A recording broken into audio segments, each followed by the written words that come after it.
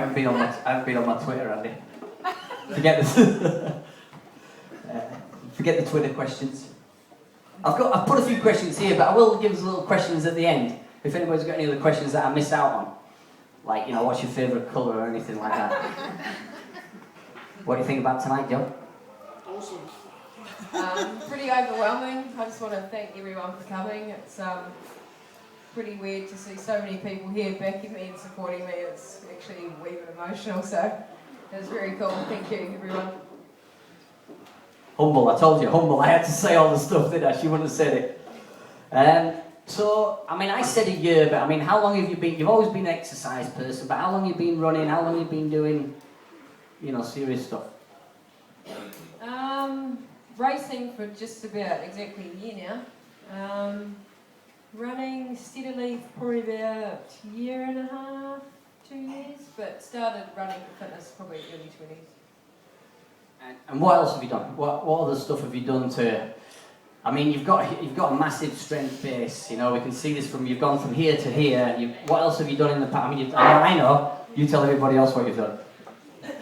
So I played rugby with the boys from when I was about 6 till 13, and then in a women's team, and I've done quite a bit of boxing training. I grew up basically as a tomboy, so I grew up with the boys, my brother and my sister. But yeah, just a tough. I even played cricket as well. Boys stuff. I was with the boys really. Yeah. And it's all developed now over a year, so you know how's it gone? Why has it changed from bit of this, bit of that to ultra running, endurance running? I kind of decided in my mind. I think it was after when I placed in the Wairariri last year, or no, when I probably started running, probably with Kate and a few others, and started getting a few results, and I just thought, right, I'm just going to dedicate everything I have into my running, and that's all what my life's going to be about. And it is. I get up in the morning, 4 a.m, I run, I go to work, I run, and it's no time for anything else really.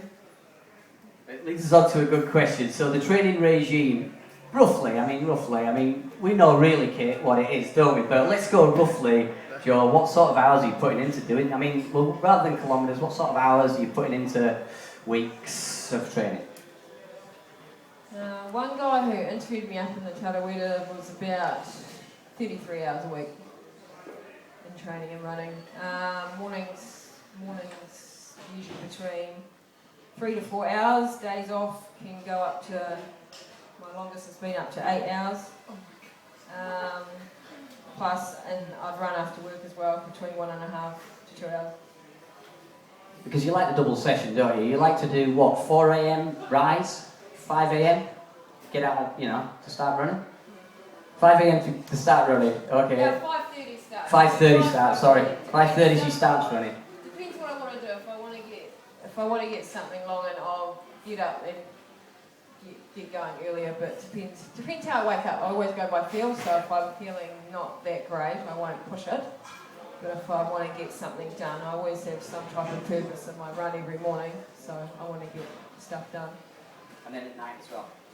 Night's usually slowish. I don't really push it because I'm pretty tired, and I like to go out at night because I really don't want to go out at all, and I've got to get used to feeling that I don't feel like running, but this is what I'm going to come across when I do an ultra marathon, is I'm going to want to stop. And I want to go through those feelings of being tired, and I need to know how to push through it. So. I told you she's mad. She's fully mad. That's great. The food. Tell us about the food. I'm intrigued. Well, I kind of go by a vegan style diet, but I'm not overly too strict on it. I'll still eat dairy, but I won't eat eggs, fish, or any type of meat. So I basically run on a lot of muesli, seeds, nuts, vegetables, vegetable curries, a lot of chickpeas, a lot of falafel, but I do like to have ice cream, chocolate milk every now and then. So I don't kind of restrict myself overly, but I keep it pretty clean and pretty plant-based. I mean, we'll stay on the food because race-wise, this stuff that you're doing over ultra-distance racing, it can be like this with the food. You know, you get the food wrong, your race can just go down the tube. And I'm saying this to people who maybe don't quite understand. If you don't get the food right, it doesn't matter how many hours training you've done, it can fly down. It doesn't matter. Joe's won 3 ultramarathons, 3 starts. You must have got the food right-ish. Tell us about the food during the race.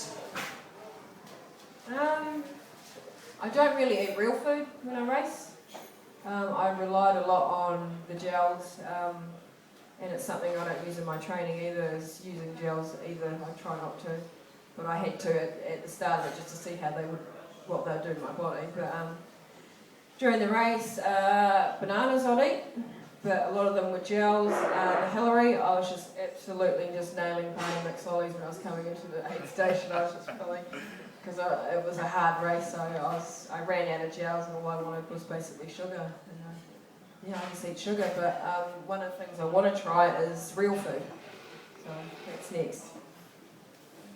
So if you're going on your ideal date, all right, we've got to mix it up a little bit, don't we? We can't get all serious about running and stuff. You're going on your ideal date for a day, right? You know, he's going to pick you up in the morning, you're going to da-da-da-da-da in the evening, you know, don't go too far into it. Don't go, well, you can do, you tell me. How's the day going to roll? I'd say I'd be running but somewhere nice, definitely not on the road, but ideally, hopefully like up in Otaki Forks, or like in some hills, or somewhere in the bush. That's romance right there. Capital Island, I don't know. And that'll be the end of the day, I'd say. Can you take you out for a vegan meal? Yeah. What else? Do the run in the evening, eat during the day, you run in the evening. Maybe go for a swim. I don't know. Depends how boring they are. That's romance right there. You better be a runner and a swimmer and as skinny as a racing snake. I don't like food, really. And a vegan. Oh. What's the plans for the future now? I mean, you want to tell everybody here about this race on the 18th of May in the Blue Mountains, Australia. It's in Blue Mountains.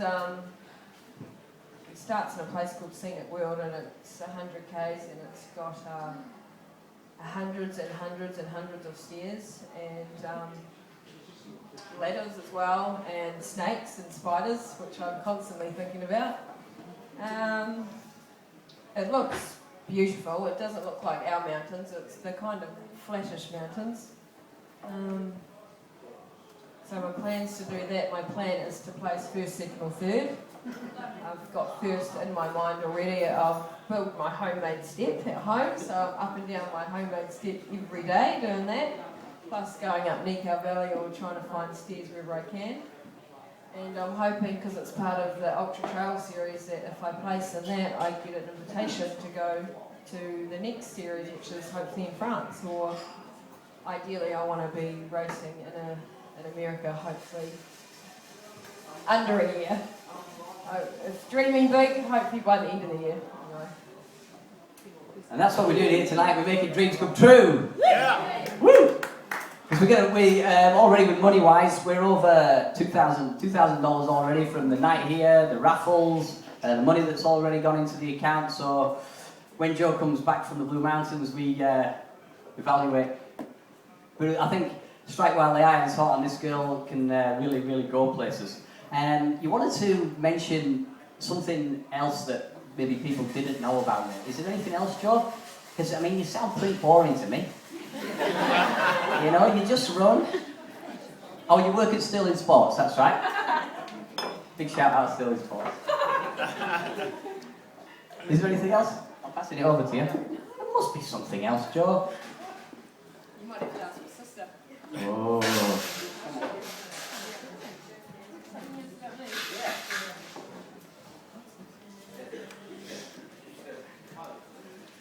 So long term, you're thinking win ultramarathons. You'd love to travel around the globe doing this.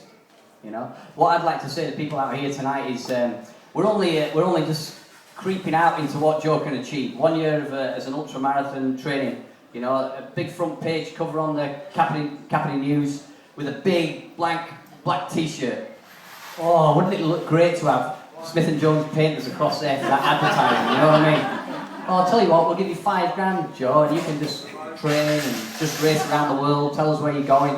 Keep wearing the Smith & Jones top, you know, and travel around the world. And maybe someone tonight who's in a local business or a Wellington business or a national business, international business thinks, tell you what, I really like this girl. I'm going to get in behind her, I'm going to support her, and I'm going to follow her all the way and let her chase her dreams. Because you can have it from me, you can also speak to other people that she runs with, people that have watched the race, that all going well, she's going to go places. So dig deep in your pockets, come and see me or Joe and we'll get the contracts ready. And I know you'd like to say thank you to a few people before we wrap it up, before we, or my team wins the quiz. Here you go. I especially want to thank Glenn, especially Andrew, who basically organised all this for me, and I can just stay focused on my training. To everyone from City Fitness, to my family, to Kate, Bruce, all the family, the running family I have, and to everyone who's here. It's pretty overwhelming to see how many people turn up and how many people give, because it's definitely something, you know, I would really want to see how far I can take this, and to make it happen would be pretty special. So thank you everyone for coming. Yeah.